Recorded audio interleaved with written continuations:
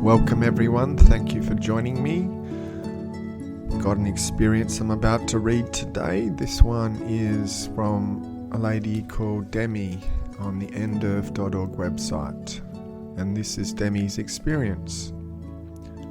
My family was camping at Cape Lookout near Tillamook, right on the ocean. I believe I was about 14 years old.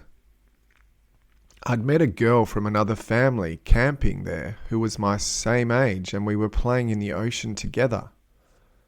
I was in waist-deep water when I stepped into a deep sinkhole and was pulled under by the current. I was terrified and fought desperately to reach the surface, but the current was too strong. Soon, I felt an overwhelming feeling of peace and love, and literally was aware of my soul leaving my body through the top of my head. There was no distress involved, and I felt no sorrow or sadness for the body I was leaving behind. I didn't even look back. I was immediately embraced by an overwhelming sense of love and acceptance, and was in a tunnel-like space surrounded with indescribable colours and music. These were not colours or musical notes I'd ever heard before. There was no fear, just an unbelievable sense of love. Ahead of me was a very bright light. I remember thinking that it was too bright to look at. If I did, it would hurt my eyes. But I did look at it and it didn't hurt. I didn't realize what the light was, but I immediately knew that it was where all things came from, and it was where all things return, and that when I was back inside the light, I would know and be everything. I didn't see any people or sense any other presences. I didn't see any sort of buildings or anything other than the beautiful colours I was experiencing. I didn't hear anything other than the music I was listening to. I was given messages. No one gave them to me. I just knew them. And the closer I came to the light, the more anxious I was to be in it, to return to all love and all knowledge. The first message I was given was that the most important thing in the universe was love. That love is all that matters. That we are all the same and that we are all love. The message that caused me the most curiosity was that we are all the same. And the message went on to say that I was exactly the same as everything in the universe, and was specific enough to tell me that I was exactly the same as every blade of grass. Then I was given the message that it wasn't my time to be there, and that I had things I needed to do on the physical plane.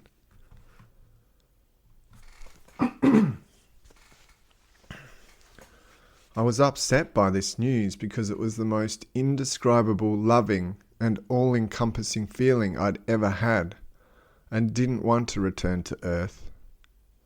I even remember protesting, but being gently told that I had to come back to complete the things I was sent here to do. I had no sensation of returning to my body. My first memory was of being grabbed by my hair by my swimming companion, the girl I'd met on the beach, and being pulled back up to the surface. My initial reaction was anger, because I didn't want to go back, to be back. I wanted to be in the light. My second reaction was fear over what had just happened. As I grew up, I never spoke of any of this because I thought people would think I was crazy. It wasn't until the 70s when Kubler-Ross came out with her book called On Death and Dying did I really start to think about it. There were so many similar stories that I thought maybe I wasn't crazy after all. As the years went on, I struggled with what the message about me being specifically the same as every blade of grass meant. I took science, physics, biology, chemistry and math classes in order to seek the answer. I learned the specific differences between a plant and an animal cell and could find no connection whatsoever between myself and the blade of grass. I knew love was the foundation for everything. One day I was flipping the channels on the TV and came across a program on physics, which I love, and stopped to listen to it. The discussion was about string theory, and it hit me like a ton of bricks. After all those years and all of my searching for answers to the blade of grass message, I finally had my answer. It was like being hit over the head with a baseball bat. It was so clear to me.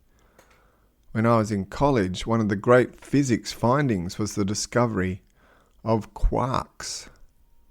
These are the smallest part of atoms, and nothing smaller could exist.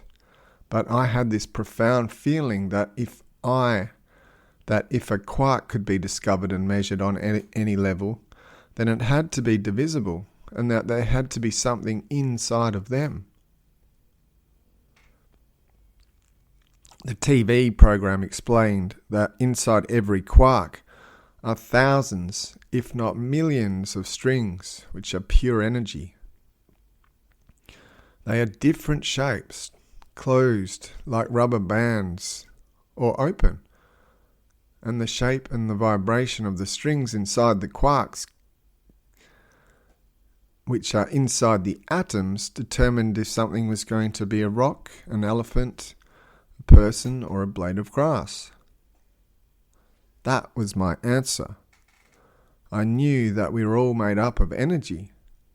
I understood the laws of physics. I knew quarks were divisible, and they used the same verbiage. We are the same as every blade of grass. It became completely clear to me that what my long ago message had meant.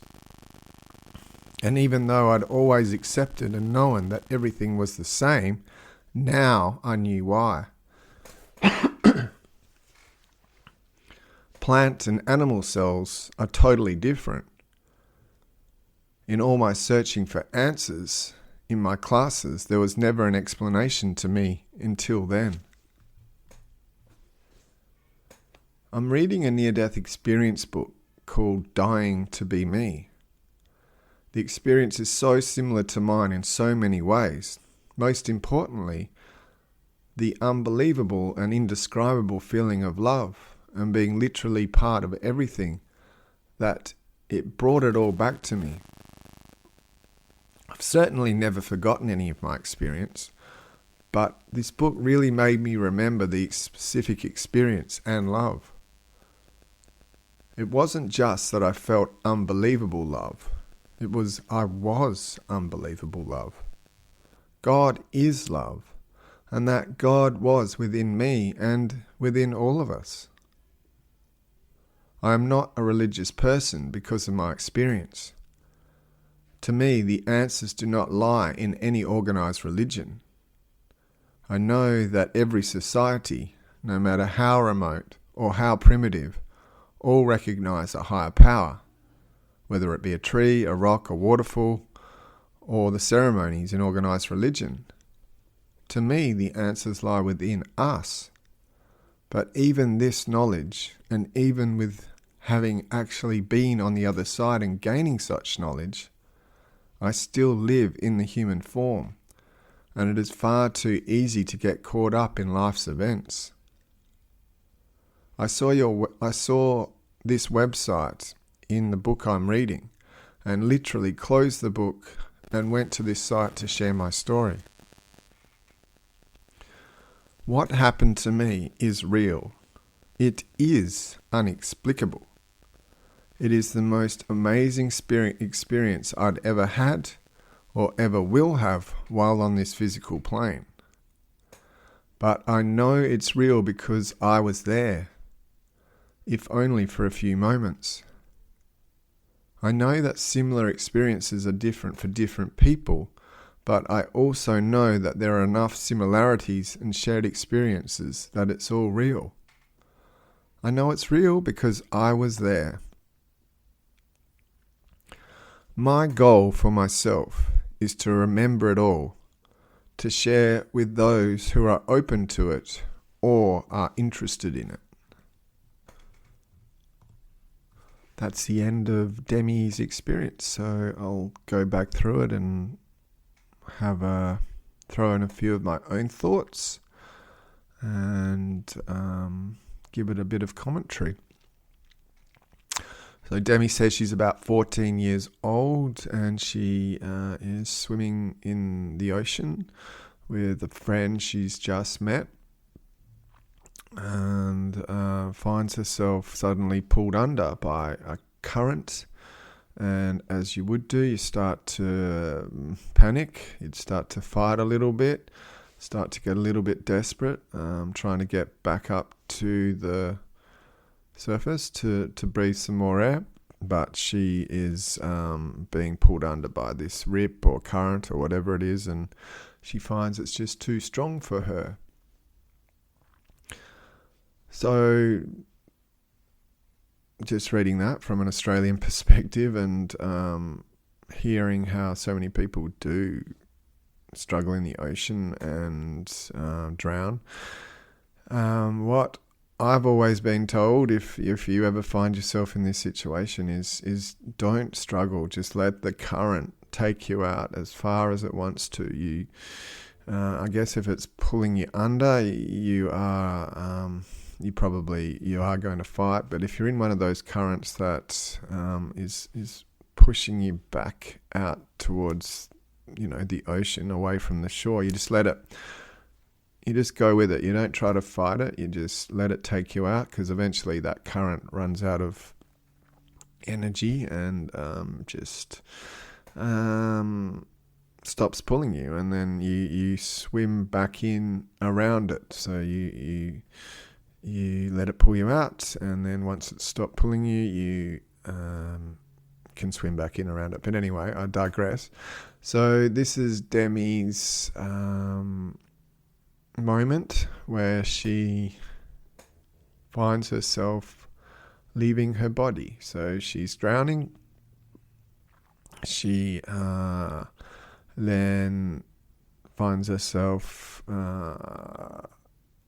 experiencing the total opposite of what she was moments ago. So it goes from this terrifying anxiety to this overwhelming sense of peace and love, and she feels herself literally floating out of her body. She says sometimes the people having an experience get pretty specific in terms of how what part of the body the soul leaves from and what they hear as it vacates the body. In her case, she says that it goes through the top of her head. And as soon as this happens, there's no attachment to this shell we all value so highly in this realm. It's like she feels it's she sees it in a whole new perspective when she leaves it. She doesn't feel sad that it's died. She doesn't feel any connection to it really. She just acknowledges it's a body that's given her the experience of the physical realm. And she says that she cares so little about it, she doesn't even look back. So I'm just trying to picture what this is actually like for her. So she's not, so she can still kind of see or sense her surroundings if she's able to acknowledge the fact that she's leaving her body. But at this point of the experience, she's not actually describing what she can see and if she can see. However, what she does notice is this,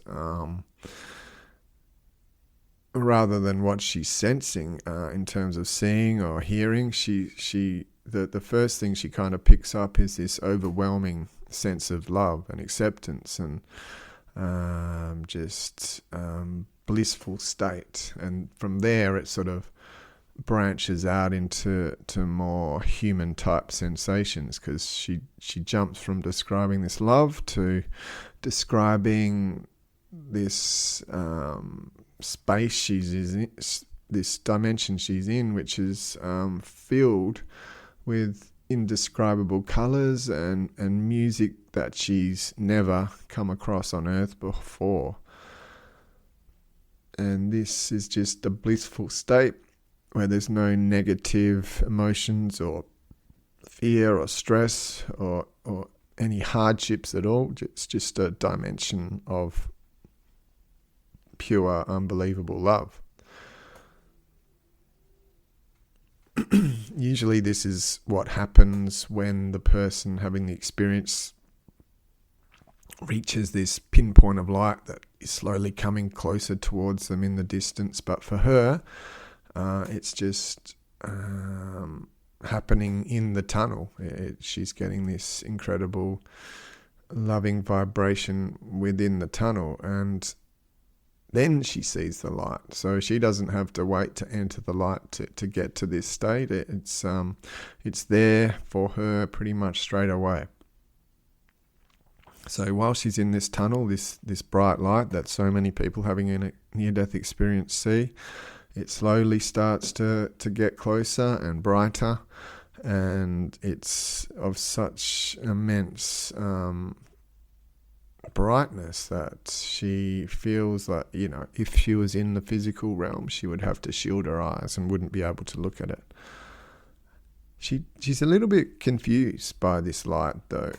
She doesn't really understand what it is, and is finding it difficult to label what it represents. But then the penny kind of drops, and she says that this light that she's seeing is the source of all things. It is source. It is God. It is all that is. It is the creator. And as this epiphany kind of happens, she is dragged. She feels a very strong urge to enter this light, and she says that she just knows that once she does that, she would have the knowledge of everything and also be everything. So the way I'm reading that is, at the moment she's like an individual soul, but when she merges with this light, she becomes all that is.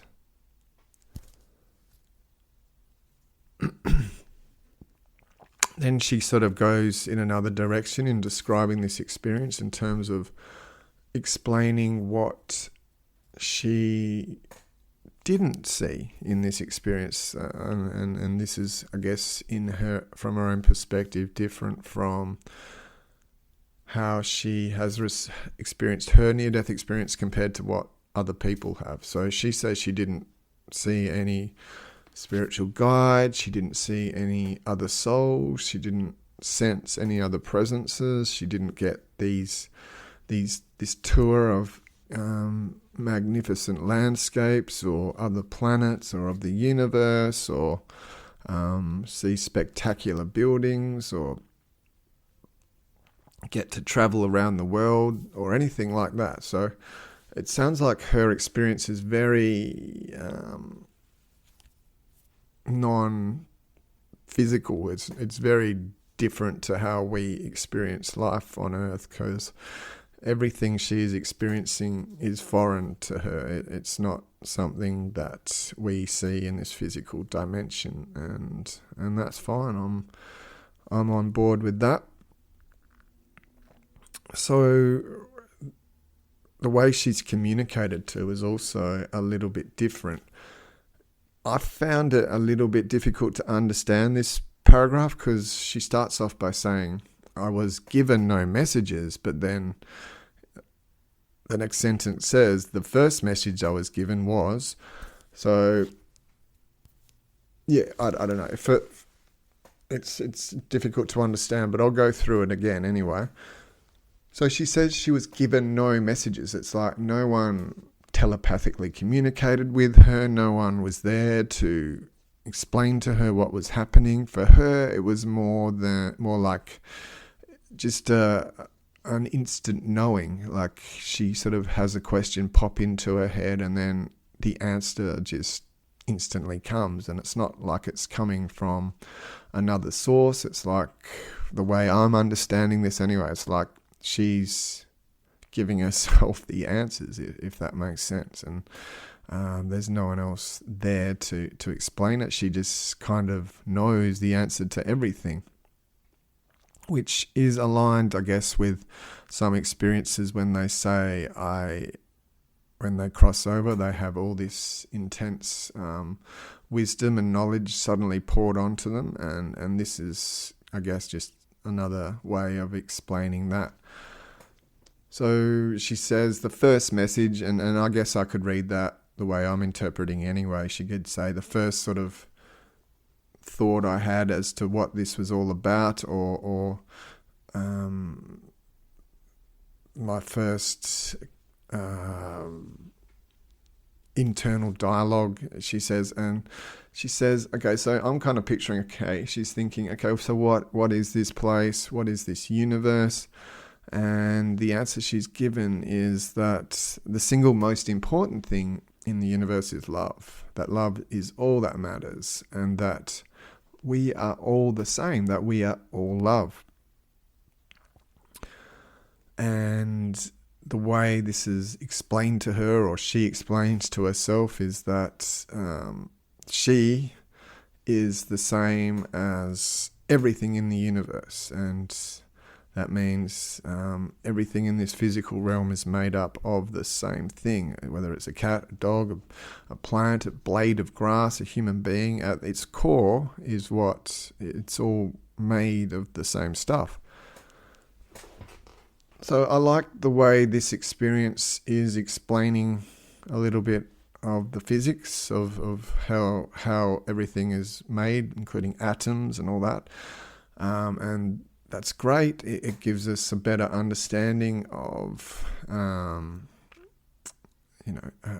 what each cell is made up of, and all that sort of stuff. But I'm no expert in science and physics and chemistry, so it kind of goes a little bit over my head. But at the same time, I get the basics of it. Like everything is able to be measured up to a certain point, and I guess science has got to the point of measuring things to such a minute detail that they can see that even the smallest atom is made up of millions of tiny bits of strings, which is, in our current understanding, energy. What I don't understand is where this energy, where this so-called love, where this source, where does it come from in the first place? Like, this universe is made up of all this knowledge and energy that we can't see with our human eyes anyway. And what is the origin of this place? Like, I guess the core of my question is, like, who made God? Where did God come from? It's a difficult question to comprehend, and even more difficult to answer.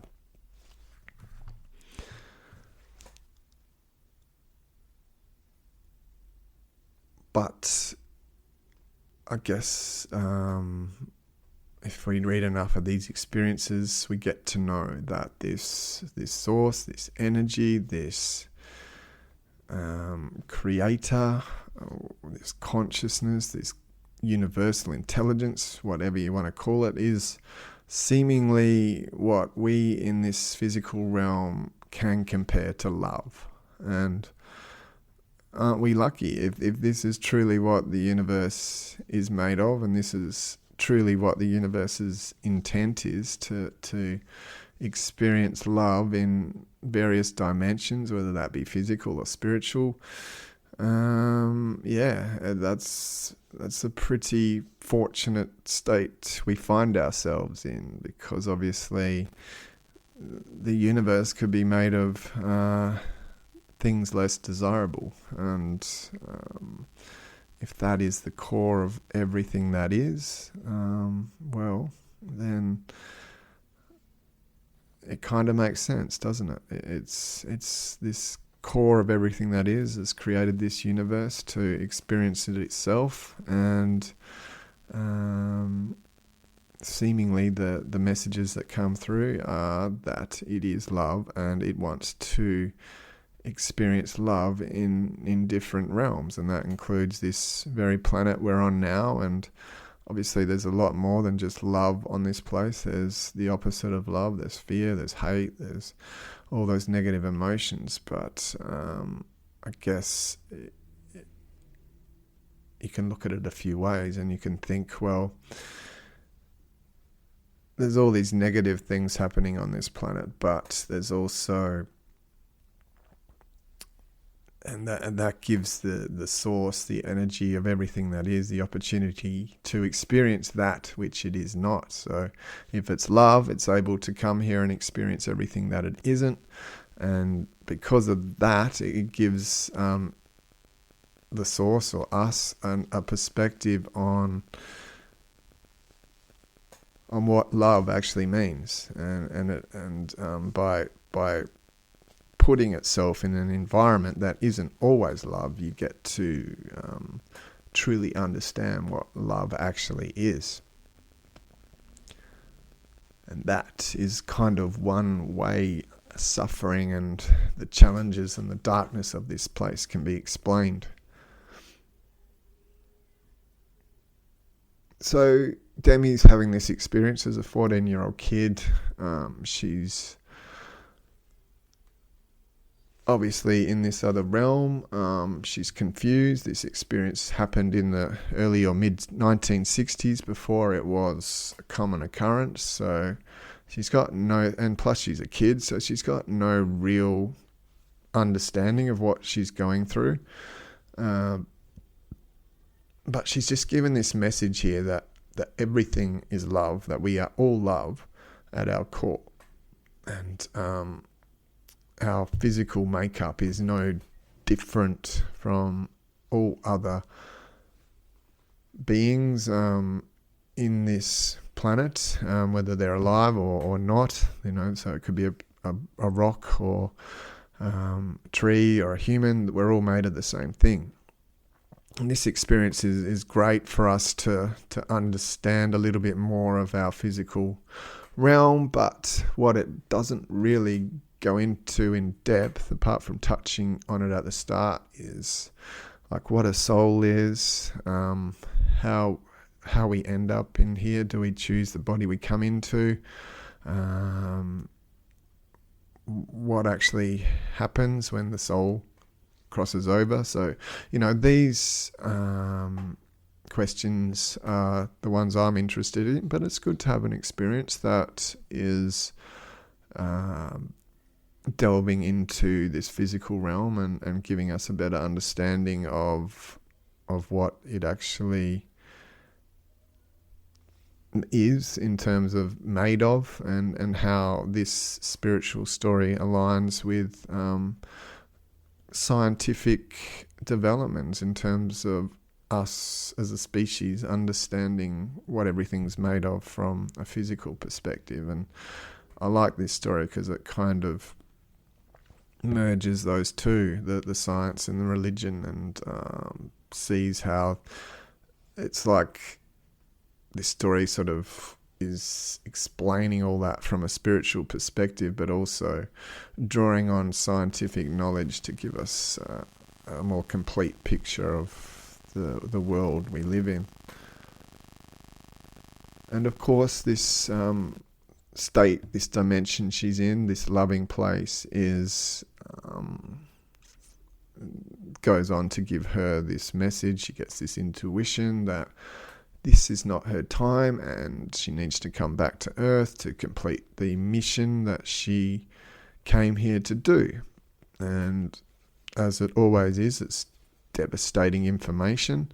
They're in this dimension where everything is perfect and they're in a state of bliss and total contentment, and to think that they have to come back to a planet where they experience pain and suffering is never a welcome thought. So she has no memory of actually being pushed back down a tunnel and back into her body or anything like that. It's just like the click of her fingers. One minute she's in this divine realm and the next she's being pulled up by the hair by the girl she was swimming on the beach with. And her first reaction is she's very upset and angry and did not want to be back in this realm. And then the next thought she has, she becomes a little bit scared that she became close to death. So yeah, you get that contrast there, don't you, that where the soul's very happy to be in this other realm, and then the soul is pretty much instantaneously back inside the human body, experiencing all those human egoic emotions like we all go through, like fear, oh my, wow, I almost died sort of thing.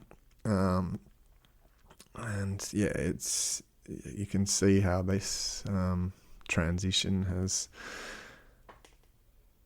quite remarkable, really. So like I was touching on before, this has happened, a long time ago, and she kind of brushes it off a bit. It wasn't a mainstream topic back then. She thinks, if she talked about this, she would be considered a little bit crazy. And then she says there's some books that start to come out on the topic. Hers, this one on death and dying, I don't really know too much about, but I guess it came out around the same time as the Dr. Moody book. I can't think of the name of it, but that's when near-death experiences began to take off and become more mainstream and more talked about, and I guess more believed. Even before I researched this topic, I knew of this light and tunnel, and yeah, I didn't pay too much of it attention to it in my 20s or 30s, but now I obviously read and experience every week, and I'm pretty obsessed by the topic, and just cannot get enough of it. So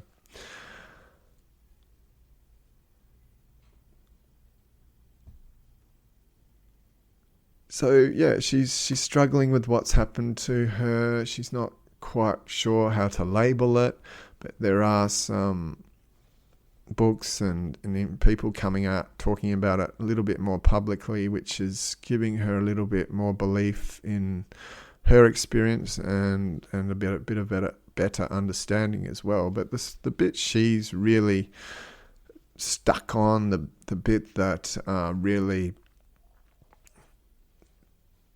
made her connect to this or remember this experience quite vividly, or the part that she really was drawn to, was the bit about her being, and all of us being the same as every blade of grass.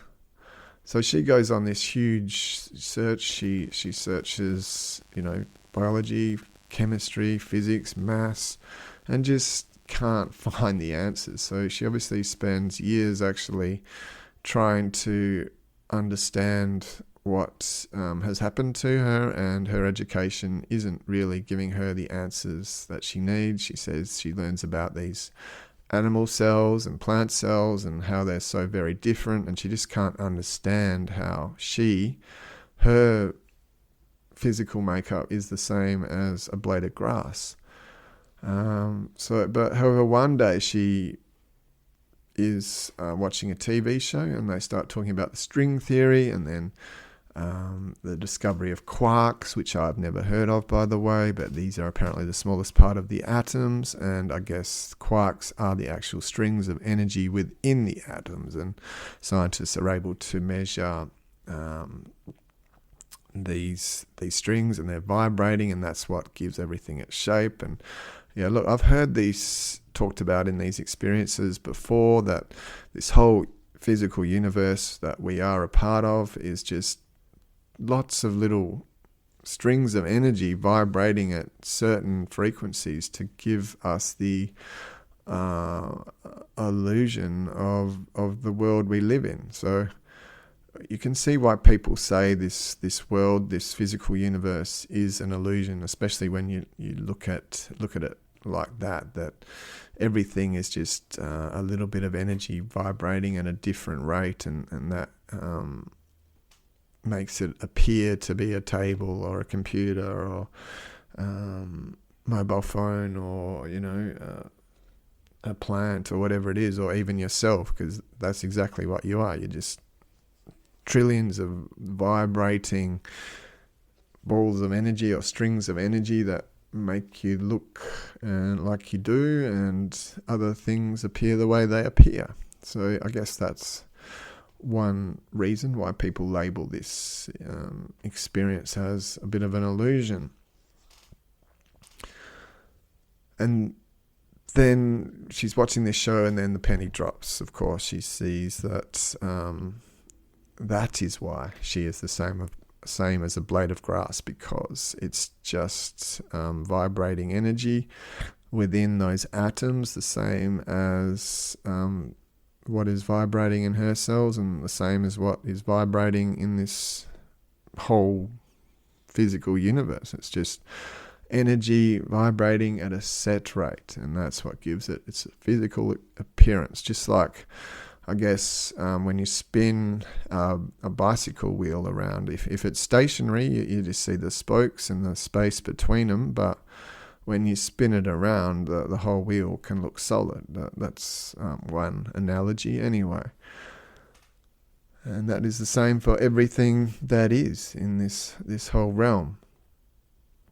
But again, yeah, I'd like to and I love how she's explained this, but I would, my main interest is, like I said before, what goes on after this physical realm.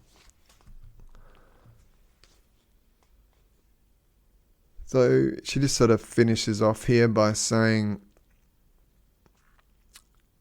her experience starts to gain a little bit more traction within herself as this topic becomes more and more mainstream.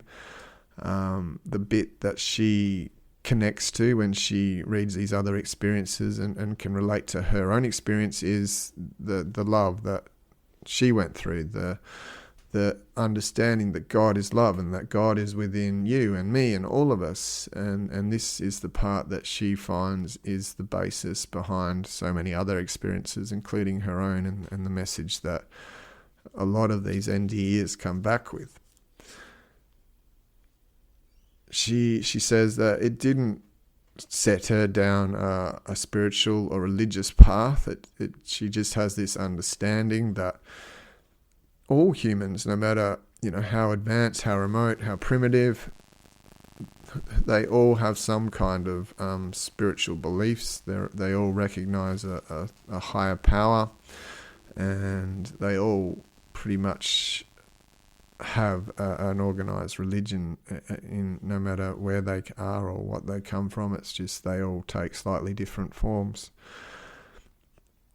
She says she doesn't need to go into religion because for her the knowledge of what she is and what we all are, and I guess by that she means not just in this physical realm but in the spiritual as well, that we all have God within us, and we all just get so easily distracted from understanding and knowing that we forget, and it's very easy to do. We get lost in the dramas of life and